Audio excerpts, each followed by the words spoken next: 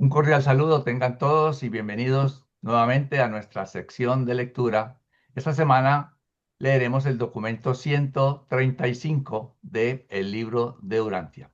Vamos entonces, antes de iniciar, a colocar esta actividad en presencia de nuestro Padre.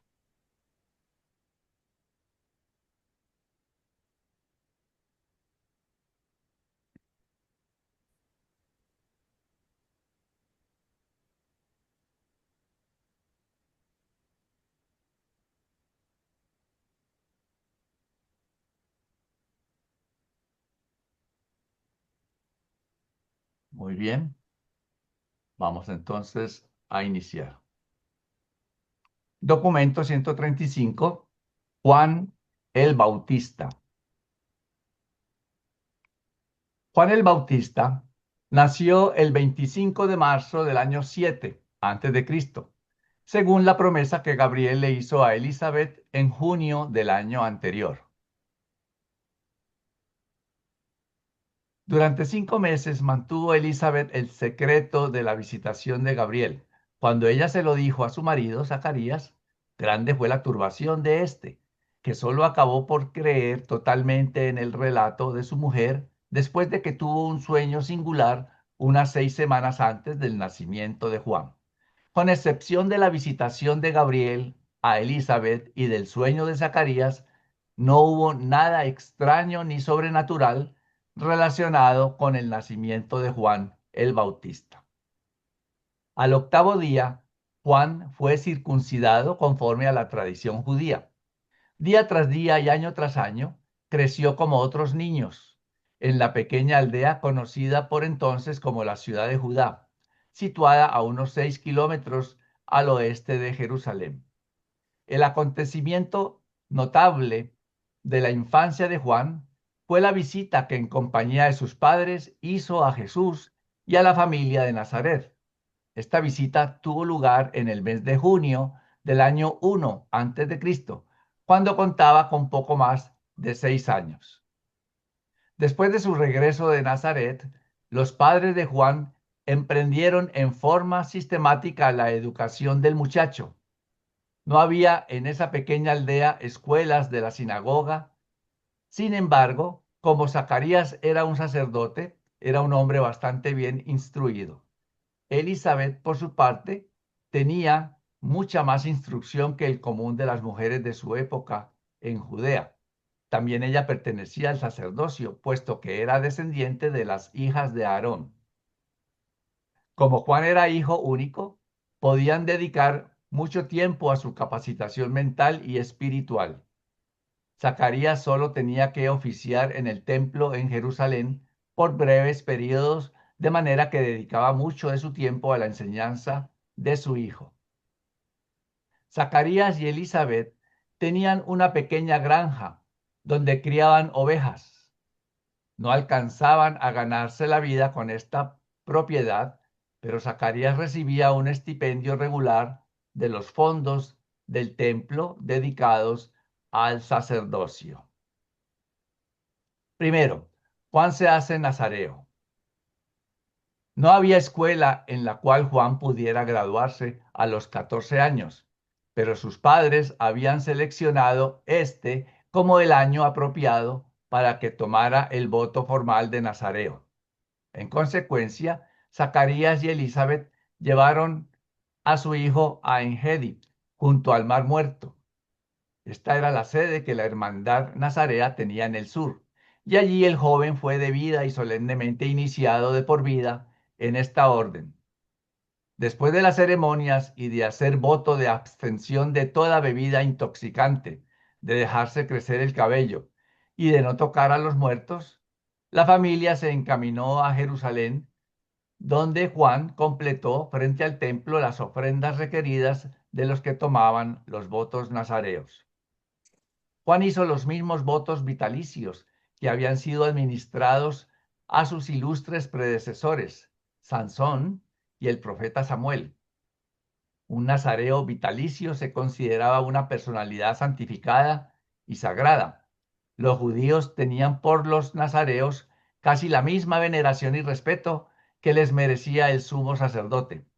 Y esto no es de extrañar, puesto que los nazareos de consagración vitalicia eran los únicos, con excepción de los sumos sacerdotes, a quienes les estaba permitido entrar en el Santo de los Santos en el templo. Juan regresó de Jerusalén a su casa para cuidar de las ovejas de su padre y creció hasta convertirse en un hombre fuerte con un carácter noble. A los 16 años, como resultado de una lectura acerca de Elías, Juan quedó tan lleno de admiración por el profeta del Monte Carmelo que decidió adoptar su manera de vestir. Desde entonces Juan se vistió siempre con una túnica peluda y con un cinturón de cuero. A los 16 años ya medía más de 1,80 m de altura y casi había alcanzado su pleno desarrollo. Con su cabello largo, suelto y ese modo peculiar de vestir, ciertamente resultaba un joven pintoresco. Sus padres esperaban grandes cosas de este, su único hijo, un hijo de promesa y nazareo vitalicio. Entonces aquí estos numerales nos introducen al personaje del día de hoy, Juan el Bautista, y nos da algunos datos de su nacimiento y de su infancia. Sí, Aníbal. Quería como contrastar de que, de que Judas fue hijo único y Juan el Bautista también, pero la educación fue muy distinta. Y otra cosa, yo quería preguntar algo, por qué esa cosa de que no se pueden tocar muertos? Entonces los que enterraban muertos eran como gente despreciable entre los judíos. No, yo no lo veo así, simplemente que ellos tenían los nazareos, los que entraban a esa orden y se hacían nazareos, pues tenían ciertas condiciones y una de ellas era no tocar muertos. Supongo yo que era como que sentían que se contaminaban, puede ser, ¿no? También era dejarse crecer el cabello y no tomar nada de bebidas alcohólicas o intoxicantes, como dice allí. Esas eran las tres condiciones. Pero la razón exacta de por qué es así, pues no la sé. ¿Algún otro comentario? Si no, entonces los dejo con Flor. Gracias, Carlitos. 2. La muerte de Zacarías. Después de una enfermedad que duró varios meses, Zacarías murió en julio del año 12 después de Cristo, cuando Juan apenas contaba 18 años. Fue este un momento de gran desconcierto para Juan, puesto que el voto nazareo le prohibía todo contacto con los muertos, incluso con los de la propia familia. Aunque Juan intentó cumplir con las restricciones inherentes a su voto en cuanto a la contaminación de los muertos, no estaba seguro de haber obedecido totalmente los requisitos de la orden nazarea. Por lo tanto, después del entierro de su padre, fue a Jerusalén, donde en el rincón de los nazareos del atrio de las mujeres ofreció los sacrificios requeridos para su purificación. En septiembre de este año, Elizabeth y Juan hicieron un viaje a Nazaret para visitar a María y a Jesús. Juan estaba prácticamente decidido a dar comienzo a su obra, pero le convencieron no solo las exhortaciones de Jesús, sino también su ejemplo de que era mejor regresar al hogar, dedicarse a cuidar a su madre y aguardar la hora de la llegada del Padre.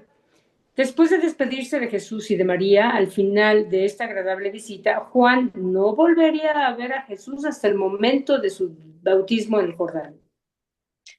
Juan y Elizabeth regresaron a su hogar y comenzaron a hacer planes para el futuro. Puesto que Juan rehusó aceptar el estipendio de sacerdote que se le adeudaba de los fondos del templo, al cabo de 2 años habían perdido todo y estaban a punto de perder su casa. Por eso decidieron trasladarse al sur con su rebaño de ovejas. Como consecuencia, el verano en que Juan cumplió 20 años presenció su traslado a Hebrón. En el llamado desierto de Judea, Juan cuidaba de sus ovejas junto a un arroyo que era tributario de una corriente de agua más grande que desembocaba en el Mar Muerto a la altura de Engedi. La colonia de Engedi incluía no solamente a los nazareos de voto perpetuo y de consagración temporal, sino también a otros numerosos pastores ascéticos que se congregaban en esta región con sus rebaños y fraternizaban con la hermandad de los nazarenos. Se ganaban la vida con la cría de las ovejas y con la ayuda de las dádivas que los ricos judíos les hacían a la orden. Según pasaba el tiempo, Juan regresaba cada vez menos frecuentemente a Hebrón, mientras que visitaba En-Gedi con mayor frecuencia cada vez. Era tan completamente diferente de la mayoría de los nazareos que le resultaba muy difícil fraternizar en forma plena con la hermandad. Pero le tenía gran afecto a Abner, el reconocido líder y jefe de la colonia de En-Gedi. 3. La vida de un pastor. Junto al valle de este arroyuelo, Juan construyó no menos de una docena de refugios de piedra y corrales nocturnos, hechos de piedras superpuestas, desde donde podía observar y salvaguardar a sus rebaños de ovejas y de cabras. La vida de pastor le dejaba a Juan mucho tiempo para pensar. Mucho conversaba con Esda, un niño huérfano de Bet-Sur, a quien en cierto modo había adoptado y que cuidaba de los rebaños cuando Juan se iba a Hebrón a visitar a su madre y vender ovejas, así como cuando descendía a En-Gedi para los oficios del sábado. Juan y el muchacho vivían una vida muy simple, alimentándose de carnero, leche de cabras, miel silvestre y las langostas comestibles de la región. De cuando en cuando suplementaban esta dieta diaria con provisiones traídas de Hebrón y de En-Gedi. Elizabeth mantenía a Juan al tanto de los asuntos de Palestina y del mundo. Cada vez se hacía más profunda su convicción de que se avecinaba rápidamente el momento en que habría de acabar el viejo orden, que él sería el mensajero del advenimiento de una nueva era, el reino del cielo.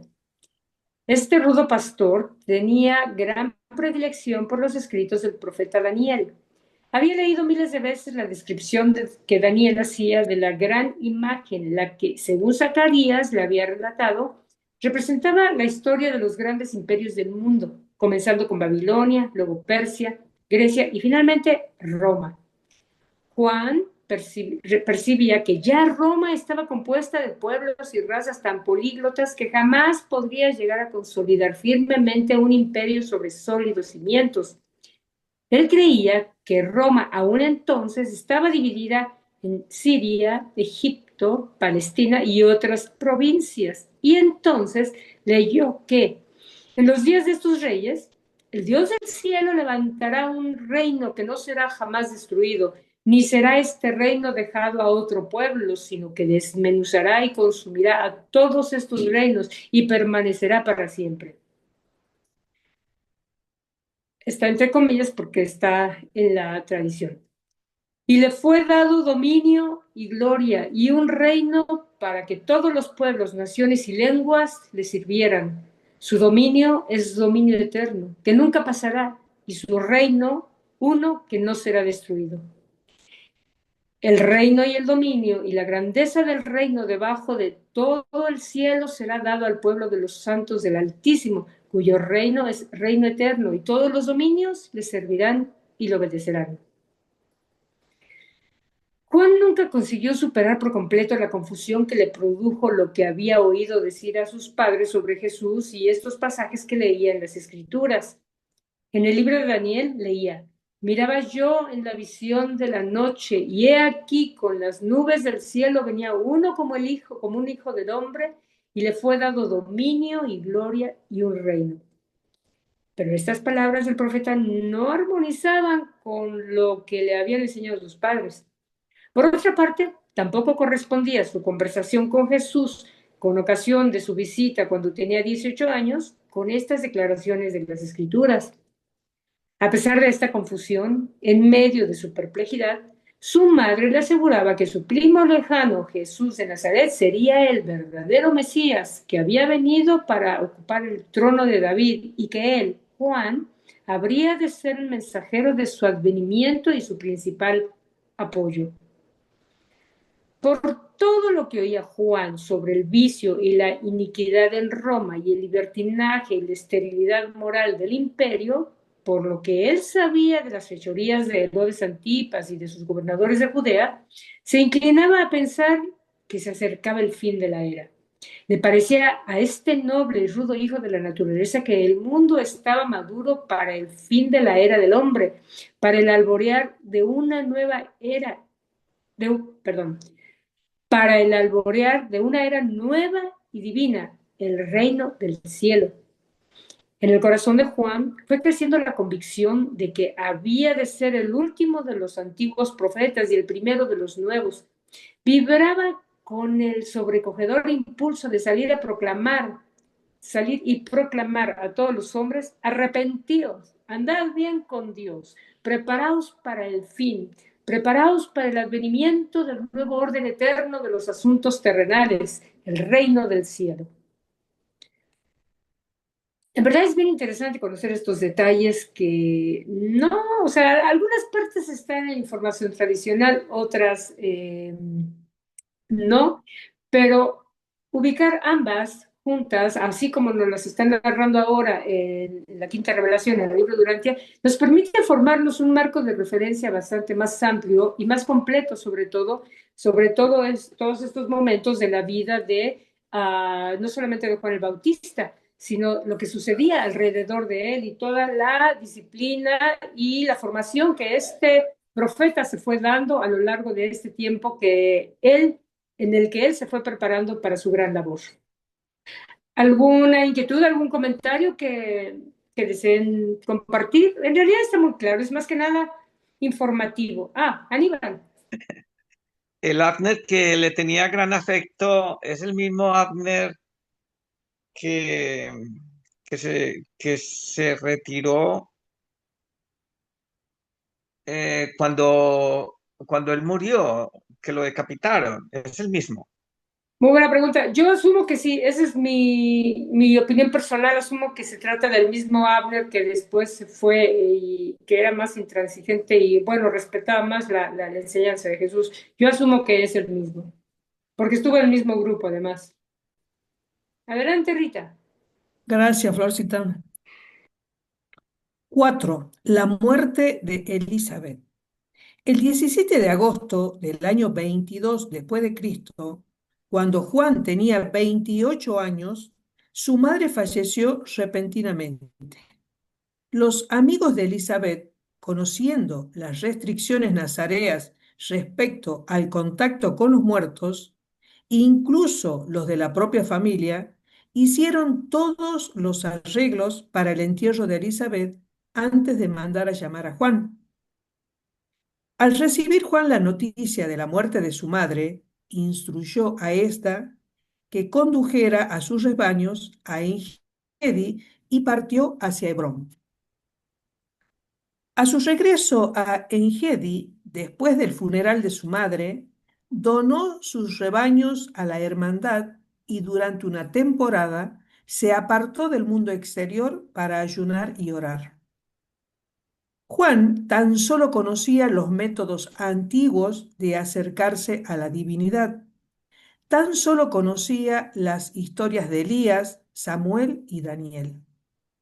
Elías era su ideal de profeta. Fue el primero de los maestros de Israel que llegó a ser considerado un profeta. Juan creía verdaderamente que habría de ser el último en este largo. Por 2 años y medio vivió Juan en Gedi, convenciendo a la mayoría de los miembros de la hermandad de que se acercaba el fin de la era, que el reino del cielo estaba por aparecer. Sus primeras enseñanzas de esa época estaban basadas en la idea y conceptos judíos, corrientes por ese entonces de un Mesías que habría de ser el libertador prometido de la nación judía, el que la habría de liberar de la dominación de sus potentados gentiles. Durante todo este periodo, Juan leyó mucho los escritos sagrados que encontró en la morada de los nazareos en En-Gedi. le impresionaron especialmente los escritos de Isaías y Malaquías, los últimos profetas hasta ese momento. Leía y releía los últimos 5 capítulos de Isaías y creía en estas profecías. Luego leí en Malaquías: He aquí, yo os envío el profeta Elías antes que venga el gran y terrible día del Señor, y él hará volver el corazón de los padres hacia los hijos, y el corazón de los hijos hacia los padres, no sea que yo venga y hiera la tierra con maldición. Y solamente fue esta promesa de Malaquías de que Elías habría de regresar lo que hizo que Juan se abstuviera de salir a predicar sobre el advenimiento del reino y de exhortar a sus compatriotas a que escaparan de la ira venidera. Juan estaba listo para la proclamación del mensaje del advenimiento del reino, pero la anticipación del regreso de Elías lo frenó por más de 2 años. Sabía que él no era Elías. ¿Qué quería decir Malaquías? ¿Era la profecía literal o figurada? ¿Cómo podía conocer la verdad? Finalmente se atrevió a pensar que, puesto que el primero de los profetas se llamaba Elías, así también el último sería conocido finalmente por el mismo nombre. A pesar de todo, mucho dudaba Juan, tanto dudaba que nunca se llamó a sí mismo Elías. Fue la influencia de Elías lo que hizo que Juan adoptara sus métodos de ataque directo contra los pecados y vicios de sus contemporáneos. Vestía como Elías, intentaba hablar como Elías. En su aspecto exterior era en todo semejante al antiguo profeta. Precisamente era tal su aspecto de robusto y pintoresco hijo de la naturaleza, tal predicador intrépido y temerario de la rectitud. Juan no era iletrado, bien conocía las sagradas escrituras judías, pero distaba de ser un hombre culto. Era un pensador de ideas claras, un orador poderoso y un acusador apasionado. No era un ejemplo para su época, sino más bien una censura elocuente. Finalmente, elaboró su método para proclamar la nueva era, el reino de Dios. Decidió que debía convertirse en el heraldo del Mesías.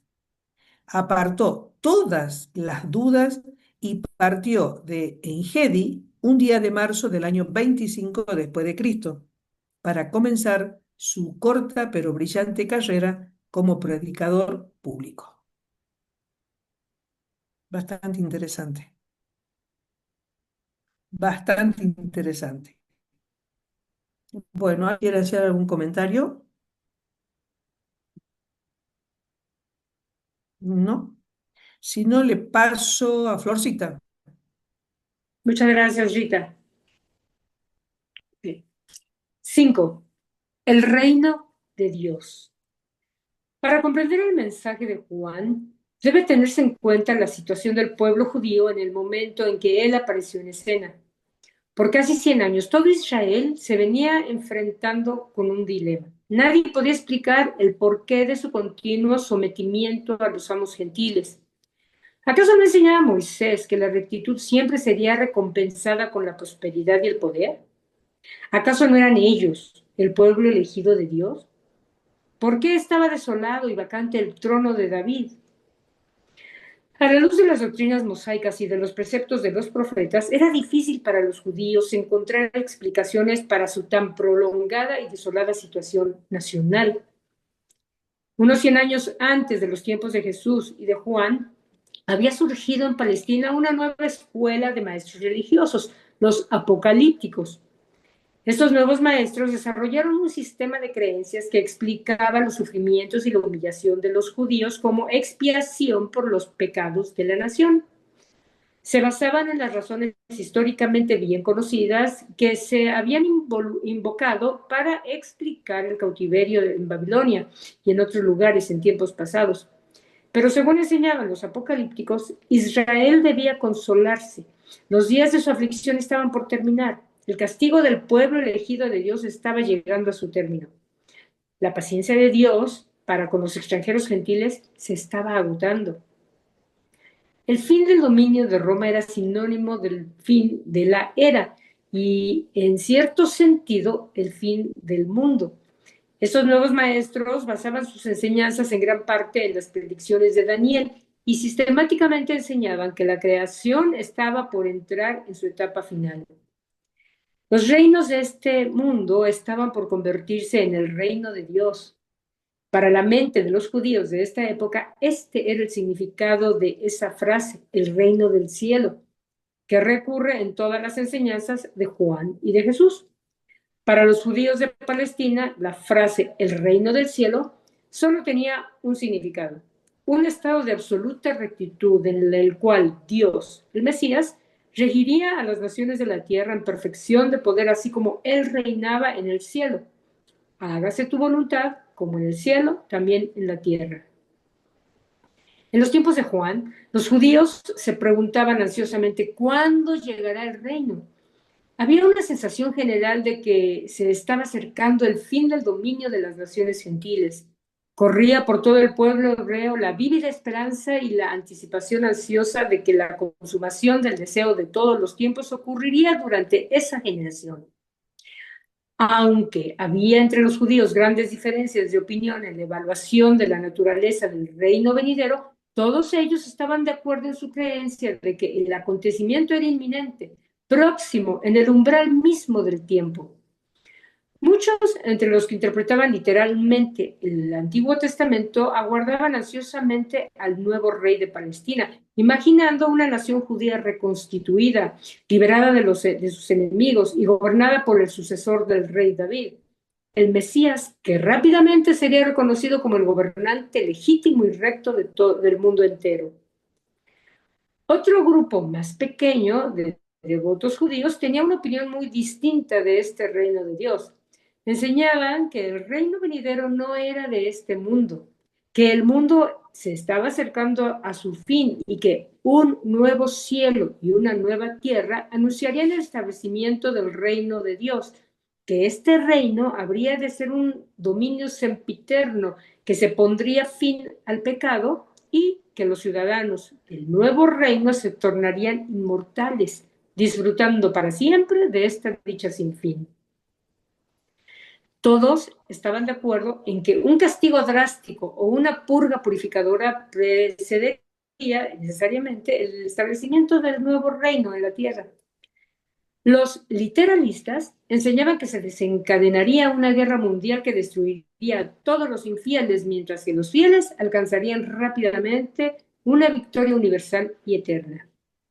Los espiritualistas enseñaban que el reino sería anunciado por el gran juicio de Dios que relegaría a los inicuos a su bien merecido juicio de castigo y destrucción final, elevando al mismo tiempo a los santos creyentes del pueblo elegido a los tronos de honor y de autoridad junto al Hijo del Hombre, quien regiría sobre las naciones redimidas en nombre de Dios. Y este último grupo incluso creía que muchos gentiles devotos podrían llegar a ser admitidos a la hermandad del nuevo reino. Algunos de los judíos mantenían la opinión de que Dios tal vez establecería este nuevo reino por intervención directa y divina, pero la vasta mayoría creía que interpondría a un representante intermediario, el Mesías. Y ese era el único significado posible para la palabra Mesías en la mente de los judíos de la generación de Juan y de Jesús. Mesías no podía de ningún modo referirse a una persona que tan solo enseñara la voluntad de Dios o proclamara la necesidad de vivir una vida justa. A tales personas santas, los judíos les otorgaban el título de profetas. El Mesías habría de ser más que un profeta. El Mesías habría de traer el establecimiento del nuevo reino, el reino de Dios. Nadie que dejara de hacer esto podría ser el Mesías en el sentido tradicional judío. ¿Quién sería, pues, este Mesías? En este asunto también diferían los maestros judíos. Los más viejos se aferraban a la doctrina del Hijo de David. Los más jóvenes enseñaban que, puesto que el nuevo reino era un reino celestial, el nuevo soberano también podría ser una personalidad divina, alguien que por mucho tiempo se hubiera sentado a la diestra de Dios en el cielo.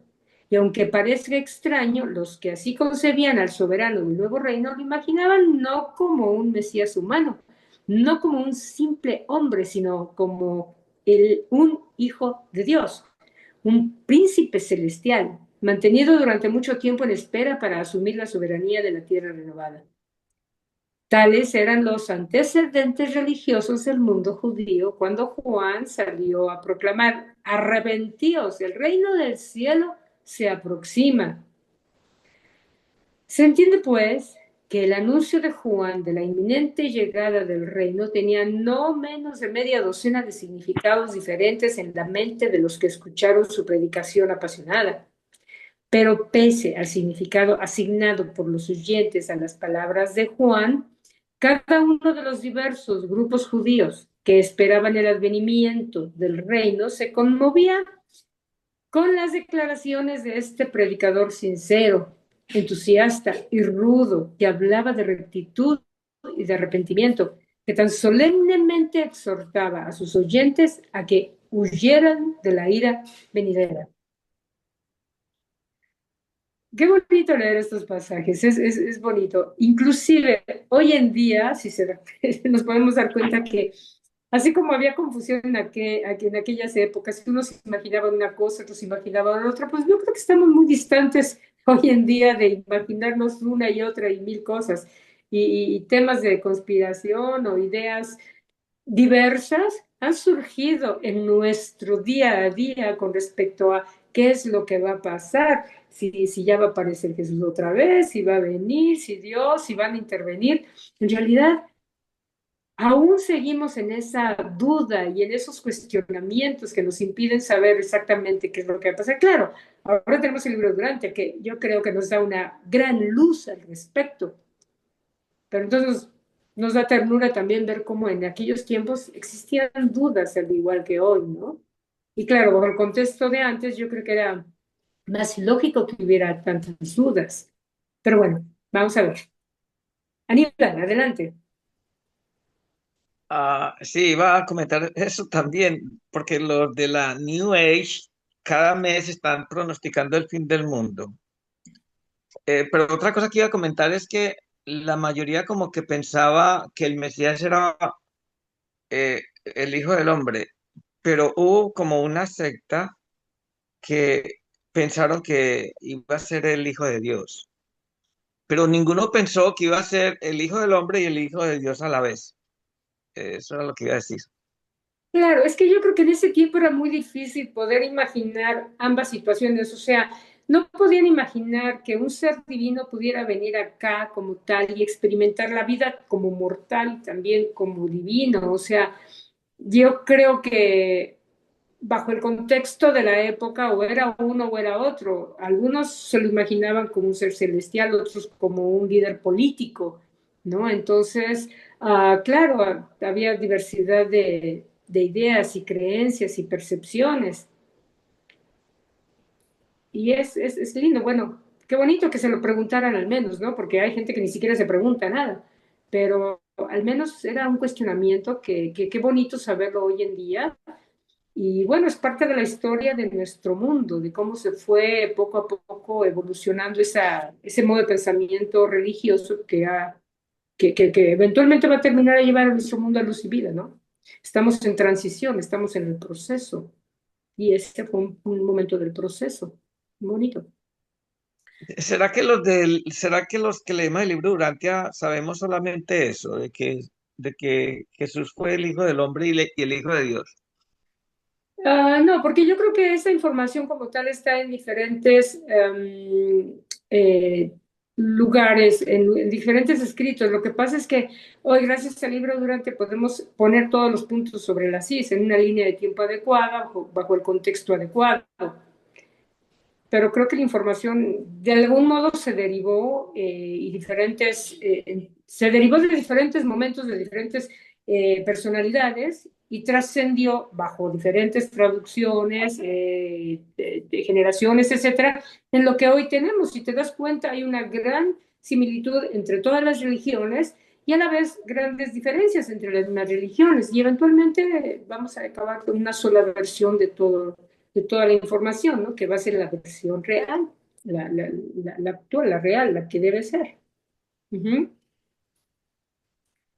Pero es bonito conocer todo ese proceso para entender dónde estamos hoy y hacia dónde es necesario ir.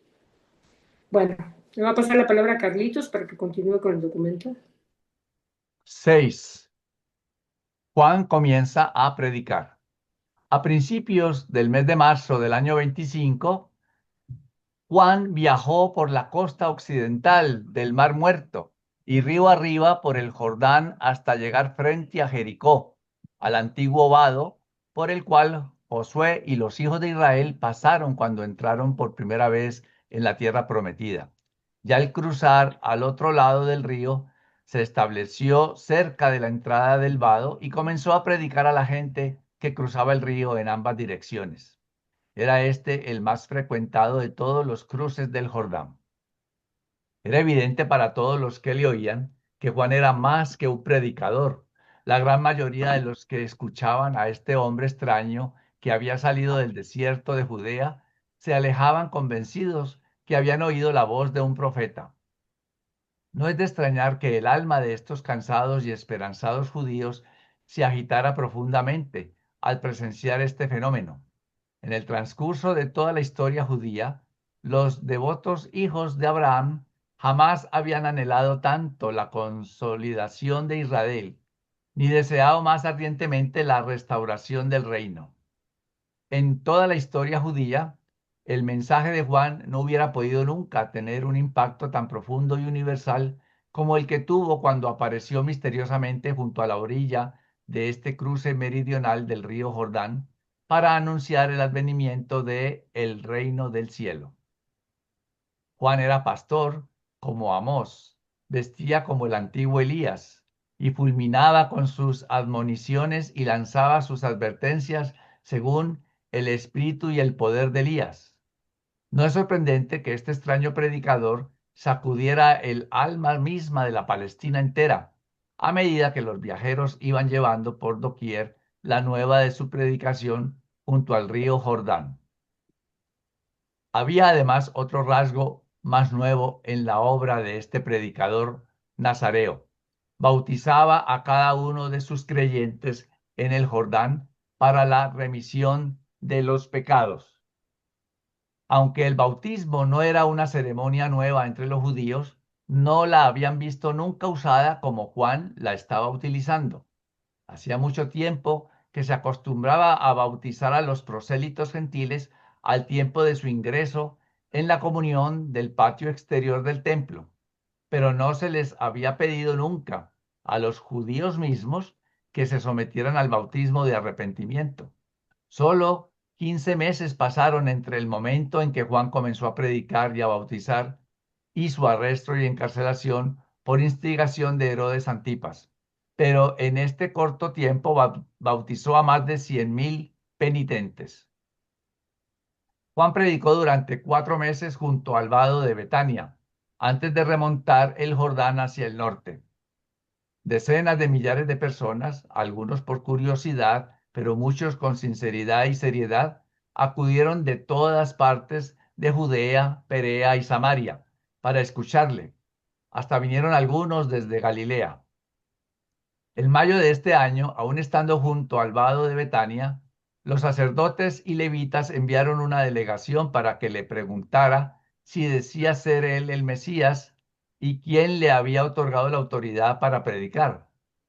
Juan les respondió a estos interrogantes diciendo: Id y decid a vuestros amos que habéis oído la voz del que clama en el desierto.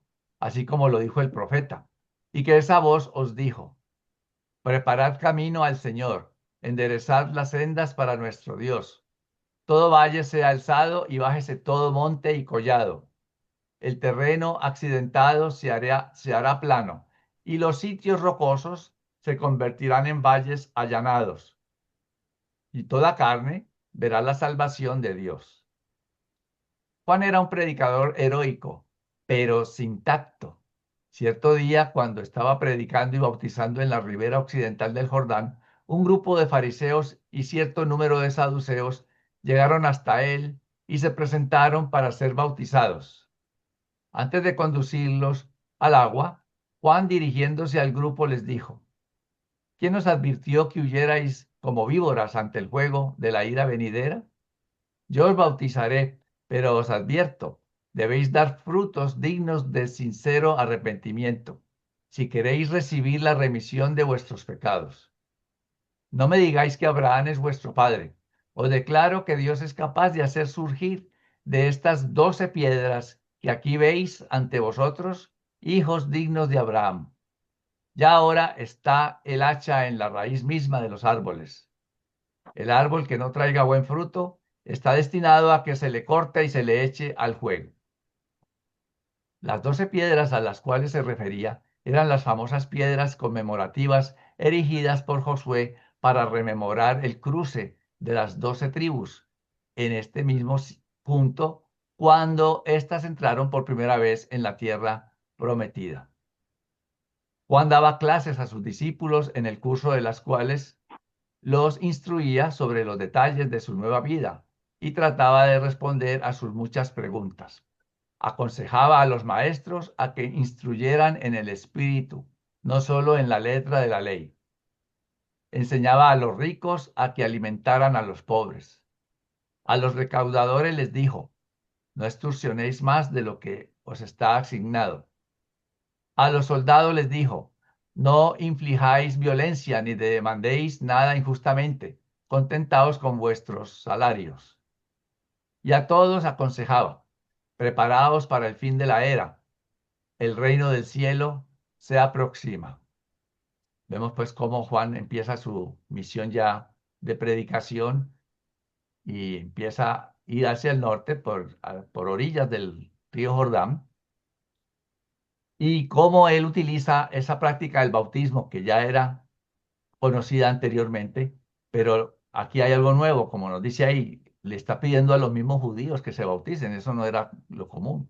Los que se bautizaban eran gentiles u otras personas que querían llegar a ser parte del pueblo o del grupo judío, pues a eso se les pedía que se bautizaran. Pero a los mismos judíos que se bautizaran para perdón de pecados, eso fue algo novedoso. Pero como dice ahí, muchos se acercaban de corazón a ver de qué se trataba, pero otros muchos a curiosear, quizás como esos últimos fariseos, por eso él les respondió así. Y no era, parece ser, Juan, muy de mucho tacto, como se suele decir, sino que hablaba lo que tenía que decir. Y eso, en cierta forma, como vamos a ver más adelante, le costó un poco su vida, ¿no? Por ponerse a decirle a Herodes de manera no muy apropiada y quizás delante de todo el mundo, debió haber sido en privado, pero delante de todo el mundo lo acusó de lo que ya vamos a ver, y entonces pues eso le ocasionó problemas, esa forma de predicar de él bastante fuerte. Si hay algún otro comentario, si no, entonces seguimos con Marlene. Gracias. 7. Juan viaja al norte. Juan todavía tenía ideas confusas del advenimiento del reino y de su rey. Cuanto más predicaba, más confuso estaba. Pero esa incertidumbre intelectual sobre la naturaleza del reino venidero no acompañó en ningún momento su convicción de la certeza del advenimiento inmediato del reino. En mente podía Juan sufrir confusiones, en espíritu nunca. No dudaba de la llegada del reino, pero distaba de estar seguro de si Jesús sería o no el gobernante de ese reino. Mientras se aferraba Juan a la idea de la restauración del trono de David, las enseñanzas de sus padres de que Jesús, nacido en la ciudad de David, habría de ser el libertador tan esperado, le parecían consecuentes, pero por momentos, cuando se inclinaba hacia la doctrina de un reino espiritual y el fin de la era temporal en la tierra, le invadía la duda sobre el papel que habría de desempeñar Jesús en tales acontecimientos. A veces llegaba a ponerlo todo en tela de juicio, pero no por mucho tiempo. Realmente hubiera deseado conversar sobre todo esto con su primo, pero en eso estaba en contra del acuerdo explícito que ambos habían convenido. Mientras viajaba hacia el norte, mucho pensó Juan en Jesús. Se detuvo en más de una docena de lugares al remontar el Jordán. En Adán fue donde primero hizo referencia a otro que viene tras de mí, en respuesta a la pregunta directa que sus discípulos le hicieron: ¿eres tú el Mesías? Siguió diciendo: tras de mí vendrá uno que es más grande que yo, del cual yo no soy digno de desatar las correas de las sandalias. Yo os bautizo con agua, pero él os bautizará con el Espíritu Santo. En su mano lleva la pala y va a limpiar cuidadosamente su era. Recogerá su trigo en el granero, pero la paja la quemará con el fuego del juicio.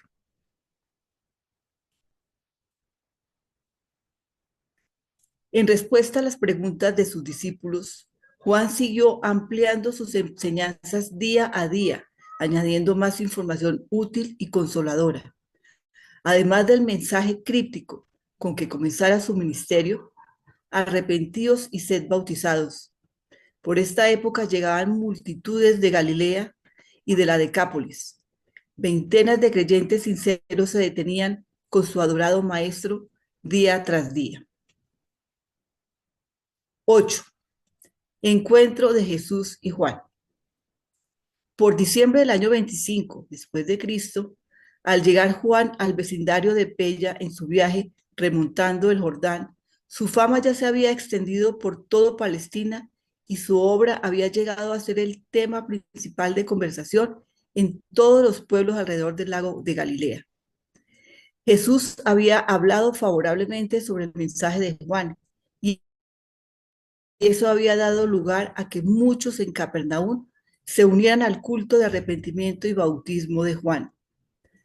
Santiago y Juan, los pescadores hijos de Zebedeo, habían ido en diciembre, poco después que Juan comenzara a predicar cerca de Pella, y se habían ofrecido para el bautismo.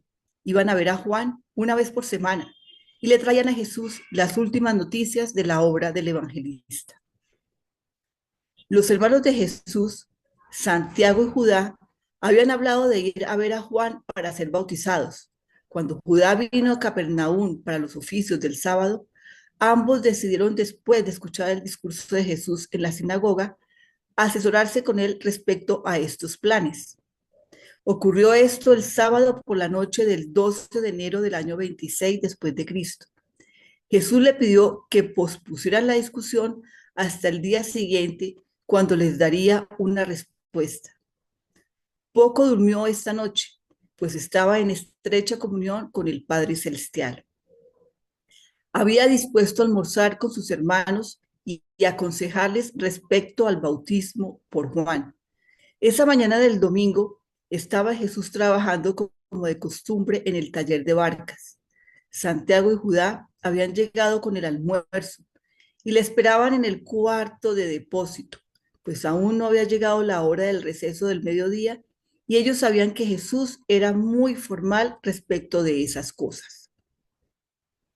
Poco antes del receso del mediodía, apartó Jesús sus herramientas, se quitó su delantal de trabajo, anunció con sencillez a los 3 trabajadores que estaban en el cuarto con él: ha llegado mi hora. Fue en busca de sus hermanos Santiago y Judá, repitiendo: ha llegado mi hora, vamos a donde Juan. Inmediatamente partieron en dirección a Pella, tomando su almuerzo por el camino. Esto ocurrió el domingo 13 de enero. Pasaron la noche en el valle del Jordán, llegando al lugar donde estaba Juan bautizando al mediodía del día siguiente. Juan acababa de comenzar a bautizar a los candidatos ese día. Veintenas de penitentes habían formado fila esperando su turno. Jesús y sus dos hermanos ocuparon su lugar en esta fila de hombres y mujeres sinceros que creían en la predicación de Juan sobre el reino venidero. Juan les había preguntado a los hijos de Zebedeo por Jesús. Estaba al tanto de los comentarios de Jesús sobre su obra y día a día. Esperaba verlo aparecer, pero no esperaba encontrarle en la fila de los candidatos al bautismo. Absorto como lo estaba en los detalles de bautizar rápidamente a un número tan grande de conversos, Juan no levantó la vista ni vio a Jesús, sino hasta que el Hijo del Hombre estuvo en su inmediata presencia. Cuando Juan reconoció a Jesús, se interrumpieron por un momento las ceremonias al saludar a su primo carnal y preguntarle, pero ¿por qué bajas tú hasta el agua para saludarme? Y Jesús respondió, para ser bautizado por ti. Y Juan replicó, pero yo necesito ser bautizado por ti. ¿Cómo es que tú vienes a mí? Y Jesús le susurró a Juan, sé paciente conmigo ahora porque corresponde que les demos este ejemplo a mis hermanos que aquí están junto a mí y para que la gente pueda saber que ha llegado mi hora. Tan intenso y persuasivo era el tono de finalidad y autoridad en la voz de Jesús que Juan se dispuso, temblando de emoción, a bautizar a Jesús de Nazaret en el Jordán al mediodía del lunes 14 de enero del año 26 después de Cristo. Así Juan bautizó a Jesús y a sus dos hermanos, Santiago y Judá. Y cuando Juan hubo bautizado a estos tres, despidió a los otros por el resto del día, anunciando que reanudaría los bautismos al mediodía del día siguiente. Mientras la gente se marchaba, los 4 hombres, aún de pie en el agua, oyeron un sonido extraño y enseguida, por un instante, vislumbraron una aparición por sobre la cabeza de Jesús y oyeron una voz que decía, este es mi Hijo amado en quien tengo complacencia. Sobrevino un gran cambio en el semblante de Jesús y saliendo del agua en silencio se apartó de ellos. Dirigiéndose hacia las colinas al oriente, nadie le volvió a ver por 40 días. Juan siguió a Jesús lo suficiente para relatar la visitación de Gabriel a su madre antes de que ninguno de los dos hubiera nacido, tal como él tantas veces lo había escuchado de labios de su madre. Dejó que Jesús continuara su camino después de decirle, ahora sé de seguro que tú eres el libertador. Pero Jesús nada respondió. Qué bello conocer realmente la iniciación de la obra de Jesús con esas palabras tan claras, tan bonitas, con tanta ilusión, no sé, muy, muy bonito. No sé si alguien tenga algún aporte, alguna observación. Sí, Aníbal. La voz que se escuchó, este es mi hijo muy amado en que tengo complacencia, fue la voz del ajustador.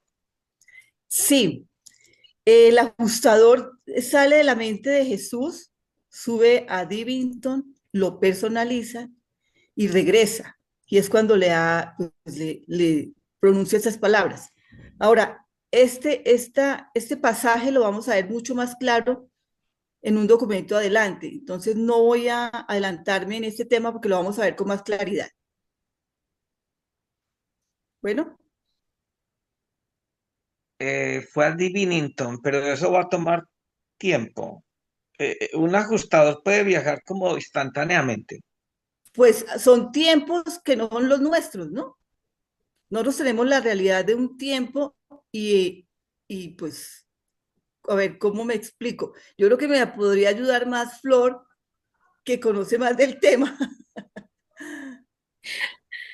Lo que pasa es que los ajustadores, o sea, el tiempo es muy diferente, o sea, ellos pueden viajar rapidito.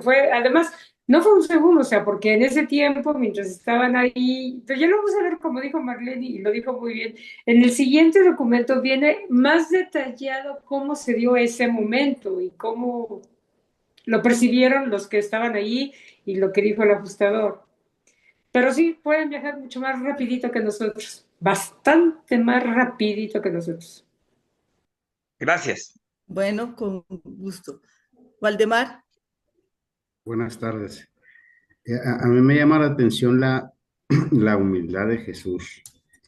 Él se forma en la fila como cualquier otra persona, por un lado sabiendo quién era, ¿no? Ya en ese entonces ya sabía que era el Hijo de Dios, él pudo haber dicho, pues yo soy, que le dieran preferencia, ¿no? Y otra, pues era pariente directo de, de, de de Juan, Juan. ¿no? Incluso pues el mismo Juan se sorprende porque pues está en la fila como cualquier otra persona. Entonces desde ahí Jesús está demostrando que el lugar que tenía como persona, no utilizando sus prerrogativas de poder, incluso humano, y me llama mucho la atención porque mucha gente en este mundo pues nos buscamos tener la preferencia precisamente por alguna amistad, por algún título, alguna cosa, y Jesús sabiendo quién era y quién era su primo, opta por hacerlo de la manera como igual, normal, ¿verdad? Y más adelante vamos a ver muchos ejemplos de esto de Jesús que él no se aprovechaba ni de su poder humano ni divino. Gracias. Así es, cualquiera de nosotros lo hubiéramos hecho. Hubiéramos sacado provecho de nuestra cercanía con el pariente o de nuestra posición social o económica. Pero pues ante Jesús, pues nada. Bueno, si no hay más observaciones, le paso la palabra a Rita. Gracias, Marlene. 9. Los 40 días de predicación. Cuando Juan regresó junto a sus discípulos, ya por entonces unas 25 a 30 personas moraban constantemente con él, los encontró discutiendo seriamente los acontecimientos del bautismo de Jesús que acababa de ocurrir. Aún más asombrados quedaron ellos al contarles Juan la historia de la visitación de Gabriel a María antes del nacimiento de Jesús y el hecho de que Jesús no pronunciara palabra al relatarle Juan este acontecimiento. Esa noche no llovió y los 30 conversaron largamente en la noche estrellada. Se preguntaban dónde estaría Jesús, cuándo le volverían a ver. Después del acontecimiento de este día, la predicación de Juan adquirió una nueva resonancia de proclamación segura del reino venidero y del Mesías esperado. Fue un periodo de gran tensión, estos 40 días de espera aguardando el regreso de Jesús. Pero Juan continuó predicando con más vigor y sus discípulos comenzaron aproximadamente por esta época a predicar a las desbordantes multitudes que se reunían en torno a Juan a orillas del Jordán. En el curso de estos 40 días de espera, muchos fueron los rumores que se esparcieron por la tierra, llegando incluso a Tiberias y a Jerusalén. Millares acudían para ver la nueva atracción en el campamento de Juan, el notorio Mesías, pero no estaba Jesús allí para que le vieran. Al afirmar los discípulos de Juan que el extraño hombre de Dios se había marchado a las colinas, muchos dudaron de toda la historia. Unas 3 semanas después de la partida de Jesús, llegó a Pella una nueva delegación de los sacerdotes y fariseos de Jerusalén. Le preguntaron a Juan directamente si él era Elías o el profeta que Moisés había prometido. Y al contestar Juan, no soy yo, se atrevieron a preguntarle, ¿eres tú el Mesías? Juan respondió, no soy yo. Entonces estos hombres de Jerusalén le dijeron, si no eres Elías, ni el profeta, ni el Mesías, ¿por qué entonces bautizas a la gente creando tanto alboroto? Y Juan replicó, son los que me han escuchado y han recibido mi bautismo quienes deberían deciros quién soy. Pero yo os digo que si bien yo bautizo con agua, estuvo entre nosotros aquel que volverá para bautizaros con el Espíritu Santo. Estos 40 días fueron un periodo difícil para Juan y sus discípulos. ¿Cuál sería la relación de Juan con Jesús? Se planteaban cientos de preguntas. La política, las preferencias egoístas comenzaron a asomarse en el ambiente. Proliferaban las discusiones intensas sobre las distintas ideas y conceptos del Mesías. ¿Se convertiría él en un líder militar y en un rey davídico? ¿Aniquilaría a los ejércitos romanos como lo había hecho Josué con los cananeos?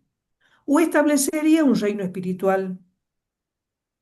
Juan pareció llegar a la conclusión, compartida por una minoría, de que Jesús había venido para establecer el reino de los cielos, aunque no tenía completamente claro en su mente que habría de incluirse dentro de esta misión del establecimiento del reino de los cielos. Fueron días arduos para Juan y oraba para que Jesús regresara. Algunos de los discípulos de Juan organizaron grupos de exploración para ir en busca de Jesús, pero Juan lo prohibió diciendo, nuestro tiempo es en manos del Dios de los cielos. Él es quien guiará a su Hijo predilecto. Fue en las primeras horas de la mañana del sábado 23 de febrero cuando la comitiva de Juan, reunida para compartir su comida matinal, vio, al levantar la vista hacia el norte, a Jesús que venía hacia ellos. Al acercarse Jesús, Juan se encaramó sobre una gran roca y levantando su voz sonora dijo, mirad al Hijo de Dios, el libertador del mundo. De este es de quien he dicho, tras mí vendrá aquel que es el elegido antes que yo, porque fue antes que yo. Por esta causa he salido yo del desierto para predicar el arrepentimiento y bautizar con agua, proclamando que se aproxima el reino del cielo. Ya viene aquel que os bautizará con el Espíritu Santo.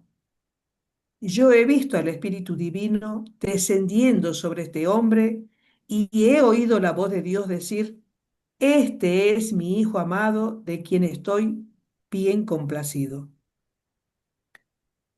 Jesús les rogó que volviesen a su comida, sentándose él a comer con Juan, pues sus hermanos Santiago y Judá ya habían regresado a Capernaum.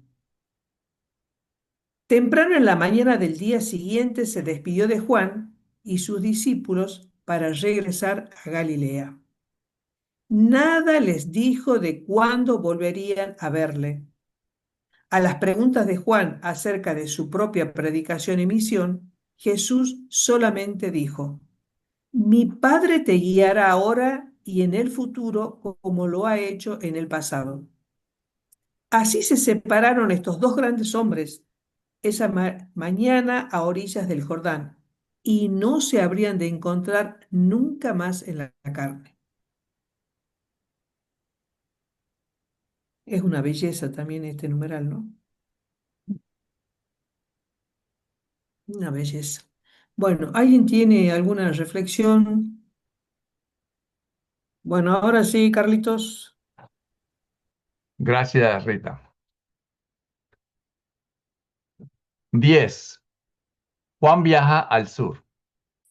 Puesto que Jesús se había dirigido al norte, a Galilea, Juan se sintió llamado a desandar sus pasos rumbo al sur. Por consiguiente, el domingo 3 de marzo por la mañana, Juan y los que quedaban entre sus discípulos comenzaron su viaje hacia el sur. Aproximadamente la cuarta parte de los discípulos inmediatos de Juan habían partido mientras tanto hacia Galilea en busca de Jesús. Permanecía en Juan la tristeza de la confusión. Nunca más volvió a predicar como lo había hecho antes de bautizar a Jesús. En cierto modo sentía que la responsabilidad del reino venidero ya no estaba sobre sus hombros. Percibía que su obra estaba casi terminada. Estaba desconsolado y solitario, pero predicó, bautizó y siguió viajando rumbo al sur. Junto a la aldea de Adam se detuvo Juan por varias semanas, y fue aquí donde lanzó su memorable ataque contra Herodes Antipas por haber tomado ilegalmente a la mujer de otro. En junio de este año, 26 después de Cristo, cuando se encontraba nuevamente en el vado del Jordán en Betania, allí donde había comenzado su predicación del reino venidero más de un año antes. En las semanas que siguieron al bautismo de Jesús, el carácter de la predicación de Juan fue cambiando paulatinamente, convirtiéndose en una proclamación de la misericordia para la gente común, al tiempo que siguió denunciando con renovada vehemencia a los líderes políticos y religiosos corruptos. Herodes Antipas, en cuyo territorio predicaba Juan, se alarmó temiendo que él y sus discípulos pudieran comenzar una rebelión. También resentía Herodes que Juan criticara en público sus asuntos domésticos. En vista de todo esto, decidió Herodes encarcelar a Juan. Así pues, muy temprano en la mañana del 12 de junio, antes de que se congregara la multitud para escuchar su predicación y presenciar los bautismos, los agentes de Herodes arrestaron a Juan. Como pasaban las semanas sin que fuera liberado, sus discípulos se esparcieron por toda Palestina y muchos de ellos fueron a Galilea para unirse a los seguidores de Jesús. 11. Juan en la cárcel. Juan tuvo una solitaria y un tanto amarga experiencia en la cárcel. Pocos entre sus discípulos pudieron obtener permiso para visitarlo. Anhelaba ver a Jesús, pero tuvo que contentarse con escuchar los relatos de su obra a través de algunos de sus discípulos que se habían convertido en creyentes del Hijo del Hombre. Frecuentemente caía en la tentación de dudar de Jesús y de su misión divina. Si Jesús era realmente el Mesías, ¿por qué no hacía nada por liberarle de esta insoportable encarcelación? Más de un año y medio languideció este robusto hombre de las tierras amplias de Dios en esa vil prisión. Más de un año y medio. Esta experiencia fue una gran prueba de su fe en Jesús y de su lealtad a Él. En verdad, esta experiencia fue una gran prueba de la fe de Juan, aún en Dios. Muchas veces cayó en la tentación de dudar hasta de la autenticidad de su propia misión y experiencia. Ya hacía varios meses que permanecía encarcelado cuando le visitó un grupo de sus discípulos y después de relatarle las actividades públicas de Jesús, así hablaron. Ya ves, maestro, aquel que estuvo contigo en el Alto Jordán prospera y recibe a todos los que vienen a él. Hasta llega a festejar con publicanos y pecadores. Tú atestiguaste con valentía por él, pero él nada hace para conseguir tu liberación. Pero Juan respondió a sus amigos, este hombre nada puede hacer que no le haya sido dado por su Padre Celestial. Recordad bien lo que dije, yo no soy el Mesías, pero soy el enviado con la misión de preparar el camino para él. Y eso es lo que yo hice.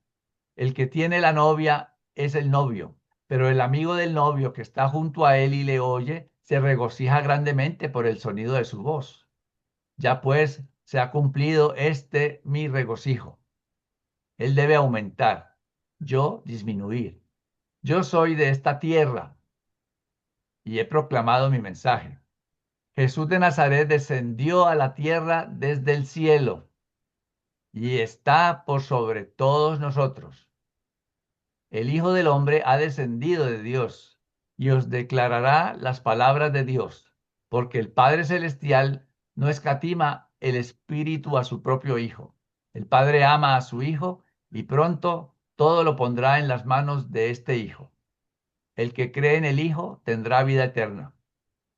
Y estas palabras que yo hablo son verdaderas y perdurables. Se asombraron los discípulos del pronunciamiento de Juan, tanto que se retiraron en silencio. Juan también estaba muy agitado porque percibía que acababa de pronunciar una profecía. De ahí en adelante no volvió a dudar de la misión y divinidad de Jesús. Pero fue para Juan una amarga desilusión que Jesús no le enviara mensaje alguno, que no le visitara y que nada hiciera, utilizando su gran poder para liberarle de la prisión. Pero Jesús bien sabía todo esto. Grande era su amor por Juan, pero conociendo ya su naturaleza divina, sabiendo plenamente las grandes cosas que se preparaban para Juan, y aquí quiero recalcar esto, pero conociendo ya su naturaleza divina, la naturaleza divina de Jesús, sabiendo ya Jesús que él era un ser divino, sabiendo plenamente las grandes cosas que se preparaban para Juan cuando éste partiera de este mundo y conociendo también que la obra de Juan en la tierra estaba terminada, se obligó a no interferir con la evolución natural de la carrera del gran predicador profeta. Esta prolongada espera en la cárcel era humanamente insoportable. Pocos días antes de su muerte, Juan nuevamente envió mensajeros de confianza a Jesús para que le preguntaran, ¿está concluida mi obra? ¿Por qué languidezco en la cárcel? ¿Eres tú verdaderamente el Mesías o hemos de esperar por otro?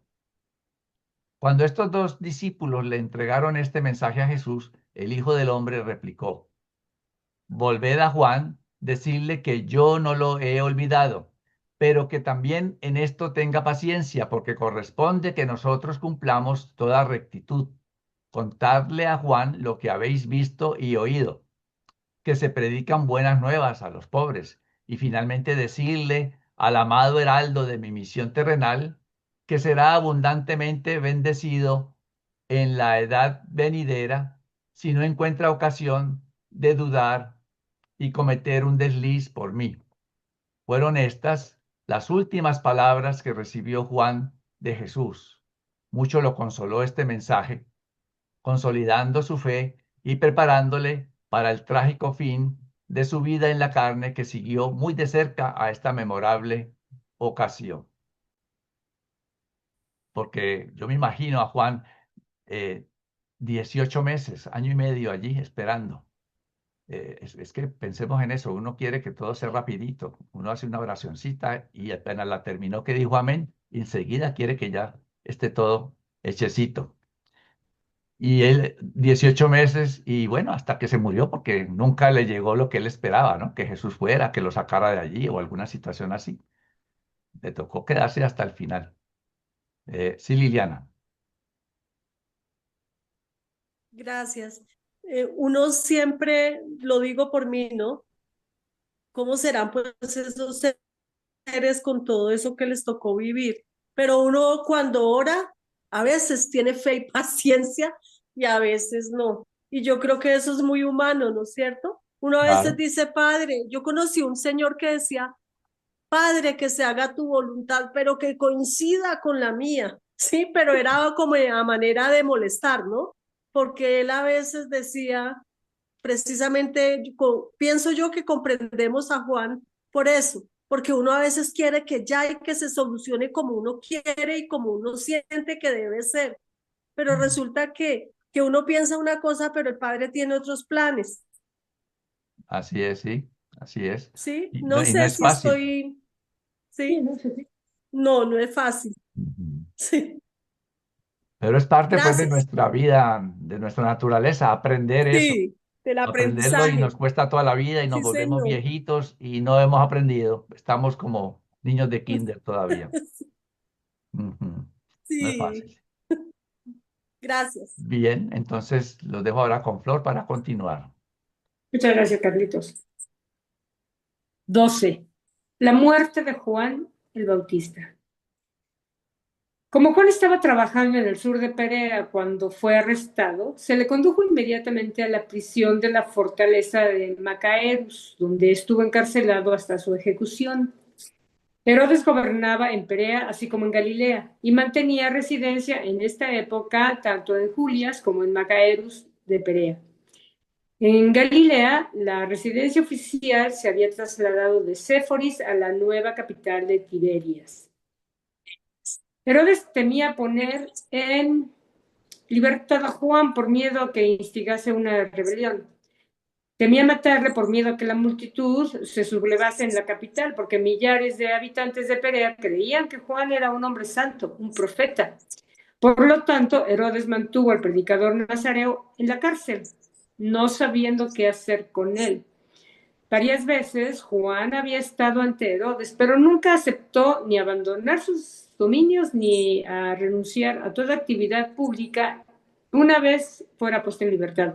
Aquí hay dos imágenes. La primera, que vimos antes, es lo que, bueno, es una idea de cómo fue ese lugar de Macaerus, donde estaba Juan, donde pasó sus últimos meses. Y la foto que sigue, la imagen que sigue es de cómo es hoy en día esa construcción.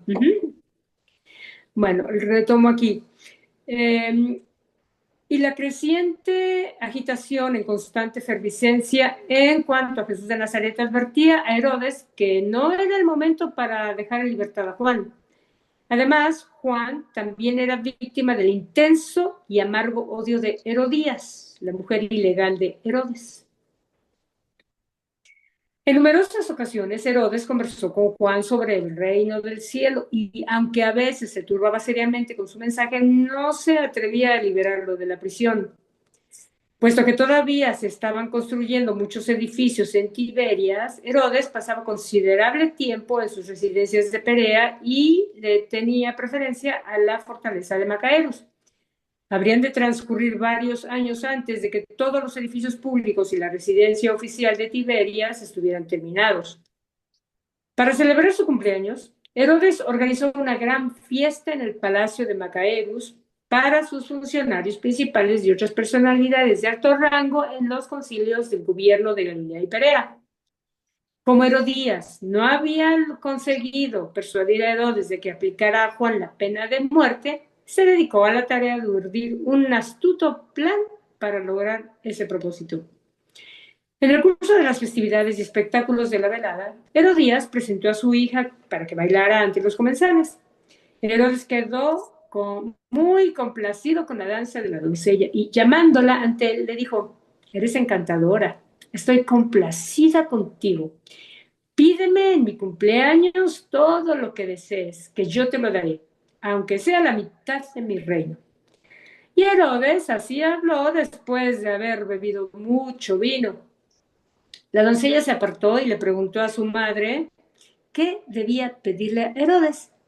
Herodías le dijo: «Ve a Herodes y pídele la cabeza de Juan el Bautista». Y la joven, regresando a la mesa del banquete, dijo a Herodes: «Quiero que me entregues la cabeza de Juan el Bautista en una bandeja». El corazón de Herodes se llenó de pavor y pena, pero había dado su palabra ante todos los comensales que le rodeaban y no pudo rechazar la solicitud de la doncella. Envió pues a Herodes Antipas a un soldado, ordenándole que trajera la cabeza de Juan. Así fue decapitado Juan esa noche en la prisión. Y trajo el soldado la cabeza del profeta en una bandeja y se la presentó a la joven en el fondo del salón del banquete. Y la doncella entregó la bandeja a su madre. Cuando los discípulos de Juan supieron de este suceso, vinieron a la prisión para recoger el cuerpo de Juan. Y después de darle sepultura, acudieron a donde Jesús y le relataron lo ocurrido. Este documento fue hecho en la lectura de hoy por Carlitos García, Rita Colantonio, Marlene Fandiño, Flor Robles, una servidora. Este último párrafo me llena de tristeza porque no me puedo imaginar un hombre como Juan, primero pasando 18 meses más o menos en una cárcel, un hombre lleno de vida, de intención, de actitud, terminando sus días en un lugar que seguramente era oscuro, pequeño, probablemente insalubre tal vez. O sea, es una verdadera pena pensar en ello. Y otra cosa que me llama mucho la atención es hasta dónde puede llegar la maldad de un ser humano. En este caso me estoy refiriendo a la señora, a la mujer ilegal de Herodes, Herodías. Dos cosas. Una, ¿cómo se puede pedir o maquinar una venganza de tal forma pidiendo la cabeza de otro ser humano ahí? Y no es eso lo peor es, ¿por qué involucra a otro ser humano, a su hija, en algo tan monstruoso desde mi forma de ver, en un acto tan sucio, tan lleno de violencia y de venganza? Porque no solamente era lo que ella tenía en la mente, sino insertar en la cabeza de esa jovencita un acto tan violento como es no solamente el pedir una cabeza, o sea, no solo el hecho de pedir la solicitud, sino además no me puedo imaginar a la chiquilla con la cabeza en una bandeja. O sea, no me entra la maldad de ese tipo. Y ese siempre me ha llamado la atención este párrafo, ¿no? Esta última sección de este documento, justamente por eso, hasta dónde podemos ser los humanos, ser capaces de tener tanta maldad mental. Pero bueno, adelante, Aníbal. A mí me parece que Herodes fue un cobarde, igual que Poncio Pilatos. Tenían mucha autoridad y con solamente decir no hago eso era suficiente. Eran dos cobardes terribles. ¿Alguna inquietud? ¿Alguna pregunta más que tengan? Si no, le paso la palabra a Carlitos para que defina el documento. Vamos a seguir hablando del tema en el siguiente documento. Gracias, Flor. Sí, continuamos el próximo semana. Adelante, Octavio. Yo no quisiera hacer este comentario de manera personal. Yo hubiera esperado de Jesús, no lo alcanzo a entender, pero tal vez algún día lo sepamos. ¿Por qué no trabajó más en equipo con Juan?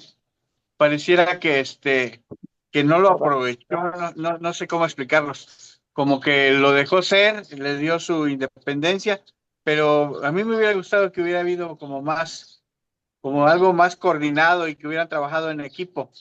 Desconozco la razón, ¿verdad? Pero a veces pienso porque Jesús es un poco como, tenía una estrategia de carácter individual o personal, porque también no sé si recuerdan cuando en uno de los viajes que hizo con Ganit, a él se le invitó, le daban un financiamiento para poner una universidad, donde en un momento dado él podía de alguna manera convivir con jóvenes, con estudiantes, y probablemente él pudiera haber, no sé, de alguna forma,